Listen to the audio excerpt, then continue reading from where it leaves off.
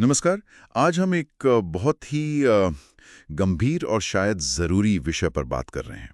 वो है, अगर भारत पर परमाणु हमला होता है तो हमारी तैयारी कैसी है, हमारी प्रतिक्रिया क्या होगी।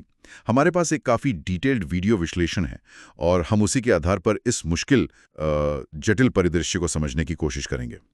तो देखते हैं कि खतरा किस तरह का है, हमारे पास टेक्नोलॉजी क्या है बचाव के लिए, हमले की स्थिति में सिविलियन प्रोटेक्शन मतलब आम नागरिकों की सुरक्षा का क्या प्लान है और कहाँ-कहाँ हमें सुधार करना है।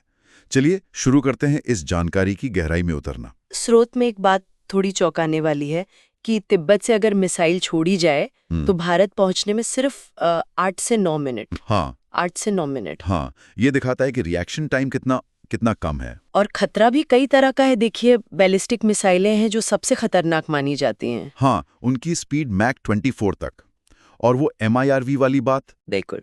MRV मतलब multiple independently targetable re entry vehicle, एक ही मिसाइल से कई अलग अलग टारगेट पर हमला, ये सबसे विनाशकारी है। फिर क्रूज मिसाइलें हैं, वो धीमी होती हैं लेकिन छिपकर नीचे नीचे उड़ सकती हैं। रडार से बचना उनका मकसद होता है। और हाइपरसोनिक भी आजकल बहुत चर्चा में है। जी, हाइपरसोनिक भी एक उभरता हुआ खतरा है। लेकिन हाँ, अभी भी जो सबसे स्थापित और शायद बड़ा खतरा है वो बैलिस्टिक मिसाइलें ही हैं, खासकर MRV क्षमता वाली। अच्छा, तो ये खतरा तो समझ आया, पर इसका पता कैसे चलता है, मतलब डिटेक्शन कैसे होता है? इसके लिए हमारे पास, जैसा स्रोत बताता है, कई सिस्टम्स हैं। सैटेलाइट्स हैं जैसे RISAT। रीसैट, हाँ, वो तो किसी भी मौसम में तस्वीरें ले सकता है। बिल्कुल। और एमीसैट भी है जो दुश्मन के रडार या मिसाइल सिग्नल इंटरसेप्ट कर सकता है। इनके अलावा जमीन पर हमारे अपने एडवांस्ड रडार सिस्टम्स भी हैं। तो जैसे ही इन सिस्टम से कुछ पता चलता है। हाँ, जैसे ही कोई लॉन्च डिटेक्ट होता है, तुरंत हमारी जो एजेंसियां हैं, इंटीग्रेटेड डिफेंस स्टाफ यानी IDS, जो तीनों सेनाओं के बीच कोऑर्डिनेशन देखता है। जी, और स्ट्रेटेजिक फोर्सेस कमांड SFC, जी। वो एकदम अलर्ट पर आ जाते हैं। फिर तुरंत विश्लेषण शुरू होता है। मिसाइल कौन सी है, क्या ये न्यूक्लियर ले जा रही है, क्या इसमें MIRV है, कहीं ये डिकॉय तो नहीं, मतलब सिर्फ ध्यान भटकाने के लिए। और इसका असली निशाना क्या है, कोई शहर या कोई मिलिट्री बेस? एग्जैक्टली। ये सब कुछ मिनटों के अंदर अंदर तय करना होता है। बहुत ही हाई प्रेशर सिचुएशन। ठीक है, मान लीजिए पता चल गया कि हमला हो रहा है और असली मिसाइल है, तो अब उसे रोकेंगे कैसे?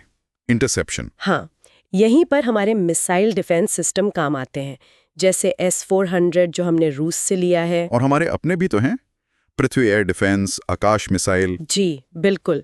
आकाश, बराक 8 जो हमने इजराइल के साथ मिलकर बनाया है, और हमारा अपना BMD यानी बैलिस्टिक मिसाइल डिफेंस शील्ड जो अभी डेवलप हो रहा है। लेकिन ये बैलिस्टिक मिसाइलों को रोकना कितना मुश्किल है, वो मैक 24 वाली स्पीड। बहुत मुश्किल। देखिए, जब मिसाइल स्पेस में होती है तब तो उसकी स्पीड बहुत ज्यादा होती है। जब वो वापस धरती के वायुमंडल में घुसती है तब उसे इंटरसेप्ट करने के लिए हमारे पास बस मुश्किल से 1 या 2 मिनट होते हैं। सिर्फ 1-2 मिनट? हाँ, और अगर वो MIRV वाली हुई, मतलब एक से ज्यादा वॉरहेड लेकर आ रही है, तब तो चुनौती कई गुना बढ़ जाती है। एक साथ कई चीजों को ट्रैक करके मार गिराना होता है। ये टेक्नोलॉजी की असली परीक्षा है। तो अगर मान लीजिए हम उसे रोक नहीं पाए, इंटरसेप्शन फेल हो गया, तब क्या? तब फोकस तुरंत शिफ्ट होता है डैमेज कंट्रोल और नागरिक सुरक्षा पर। सोर्ट के मुताबिक इसके लिए तय प्रोटोकॉल है। सबसे पहले देश की लीडरशिप, प्रधानमंत्री, रक्षा मंत्री, टॉप कमांडर्स, उन्हें तुरंत सुरक्षित बंकरों में ले जाया जाता है। अच्छा, खास बंकर बने हुए हैं इनके लिए? जी हाँ, गहरे भूमिगत बंकर। फिर होता है साइबर लॉकडाउन, ताकि दुश्मन कम्युनिकेशन जैम ना कर सके या गलत सूचनाएं ना फैला सके। आम जनता को अलर्ट किया जाता है SMS से, टीवी, रेडियो और शायद पब्लिक एड्रेस सिस्टम या सायरन से।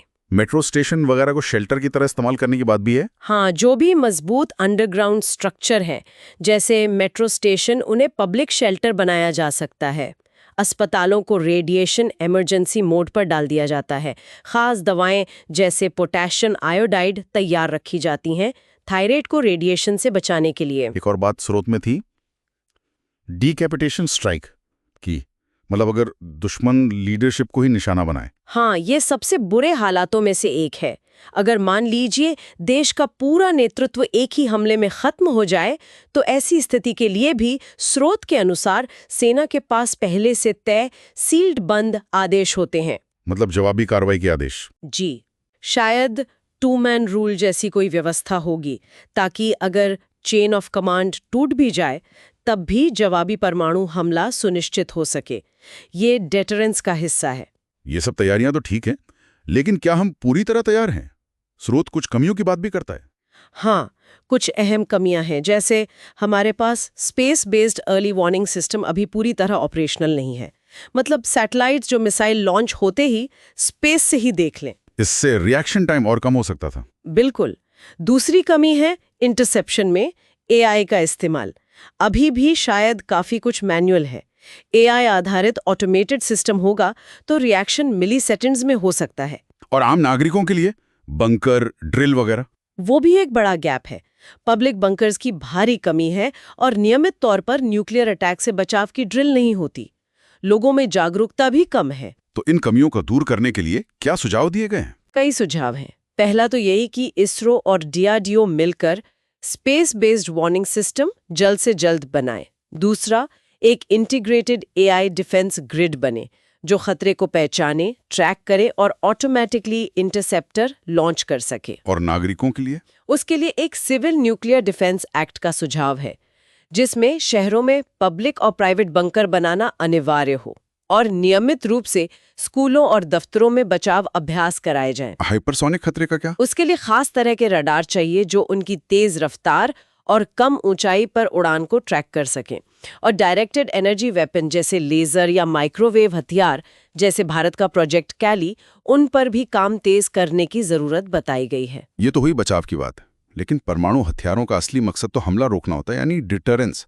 उसे मजबूत करने के लिए क्या कहा गया है? डेटरेंस के लिए कुछ बोल्ड कदम सुझाए गए हैं, जैसे अपनी मिसाइलों, खासकर अग्नि जैसी लंबी दूरी की मिसाइलों की क्षमताओं का खुलकर प्रदर्शन करना।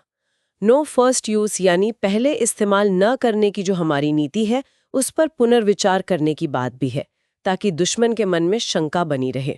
और वो एआई वाला ऑटो रिटेलिएशन लूप? हाँ, कि अगर डीकैपिटेशन स्ट्राइक हो भी जाए तो एक ऑटोमेटेड सिस्टम हो जो जवाबी हमला कर सके। ये दुश्मन को पहला हमला करने से रोकेगा। इसके अलावा भी कुछ और सुझाव हैं? जी, कुछ व्यापक सुझाव भी हैं, जैसे शिक्षा व्यवस्था में स्ट्रेटेजिक थिंकिंग और सुरक्षा मामलों को शामिल करना, डिफेंस सेक्टर में प्राइवेट इनोवेशन को और बढ़ावा देना, और सबसे ज़रूरी एक नेशनल इंटीग्रेटेड सिक्योरिटी डॉक्ट्रिन बनाना जो सिर्फ मिलिट्री नहीं बल्कि साइबर, स्पेस, इकोनॉमिक और नागरिक सुरक्षा सब पहलुओं को एक साथ लेकर चले। तो कुल मिलाकर ये साफ है कि परमाणु हमले से बचाओ ये कोई एक स्विच ऑन ऑफ करने जैसा मामला नहीं है। ये टेक्नोलॉजी, रणनीति, इंटेलिजेंस, सिविल डिफेंस और सबसे बढ़कर एक मजबूत डेटरेंस, इन सब का एक बहुत ही जटिल ताना बाना है। हर पहलू का मजबूत होना जरूरी है। आज की इस पूरी बातचीत के बाद मेरे मन में एक सवाल आ रहा है कि हमारी असली चुनौती क्या है? क्या ये सिर्फ टेक्नोलॉजी के गैप्स भरना है, या फिर एक समाज के तौर पर हमें मानसिक और व्यवस्था के स्तर पर ऐसी किसी भयानक अनहोनी के लिए तैयार करना है? शायद दोनों ही, और इस पर सोचना बहुत जरूरी है।